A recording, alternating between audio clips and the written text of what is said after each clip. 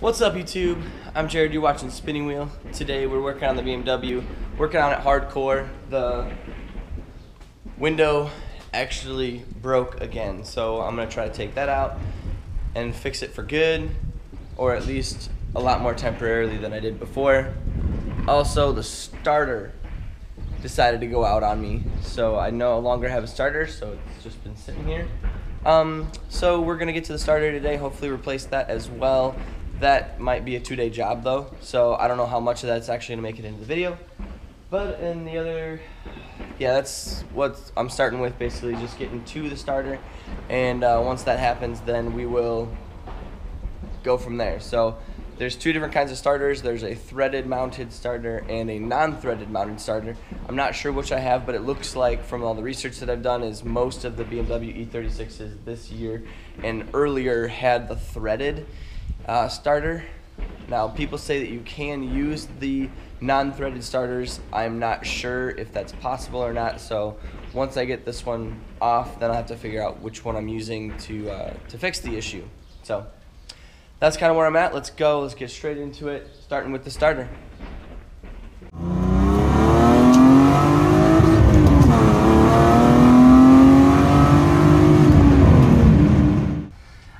All right, so finally got the it's the throttle body right here. Bunch of hoses that connect to it. You can see there's two flanges three flanges right here. Hoses connecting to it. There's 4 bolts. 4 bolts obviously go right around that. Here's the hoses. We got these 2 hoses right here, and then there is this hose here. So yeah, so anyways, now that I got that out of the way, I can actually see the starter. And the starter is way back there. So I can see it actually, which is good. And it is a non-threaded starter, which means that I don't have to order one, which means that I can just go to the AutoZone and use the one that they've got because it's non-threaded. Mine is non-threaded, mine is factory. At least as far as I know, it's factory. So it should fit, it should be no problem, other than it's really tight in there. So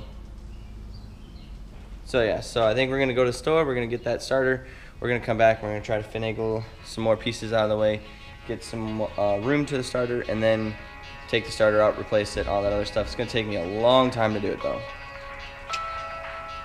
So let's go get that started.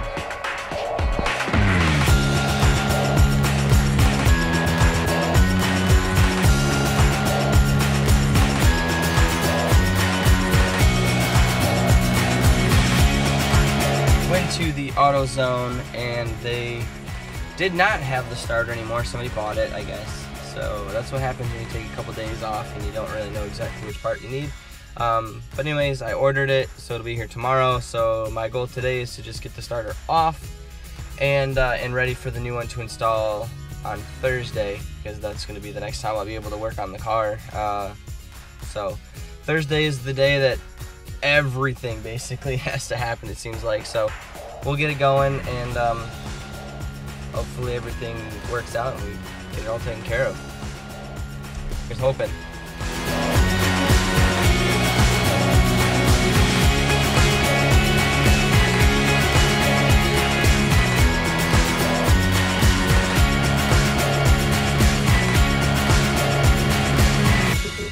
Alright guys, so I'm back from the store.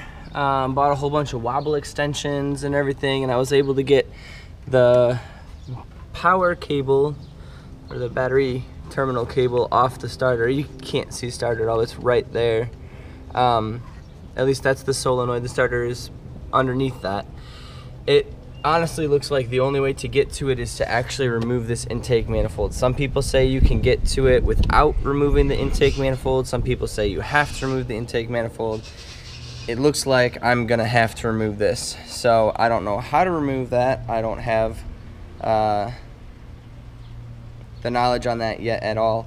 So I need to look it up, figure out how to remove the intake manifold. I mean, it looks like this whole fuel rail type thing is connected to the intake manifold, and there's bolts in between each of these individual intakes that basically holds everything in one piece. I'm hoping that's the case because I don't want to have to take the fuel rail off if I don't have to, but I think I can just take the intake manifold, unbolt it, and just kind of flip it over on top of the engine. I'm not 100% sure on that. So anyways, that's where I'm gonna leave it for today because I honestly don't know where I'm going next, and I don't even have the starter yet. I had to order that, so that won't be here until tomorrow anyways. So that's where I'm at right now. Still a lot of work to do. I might be biting off a lot more than I can chew, but as of right now, I need to get it done. I can't.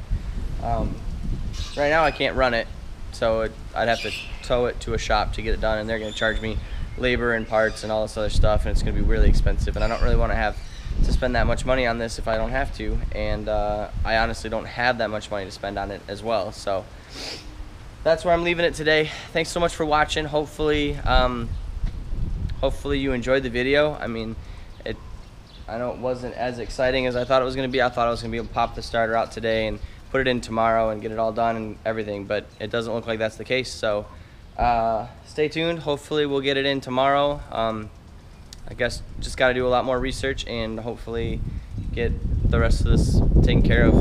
So we'll see. Anyways, thanks so much for watching. If you haven't subscribed already, please do so. Check out some of the other videos that I've got as well. Keep it yagging, everybody, and I'll see you later.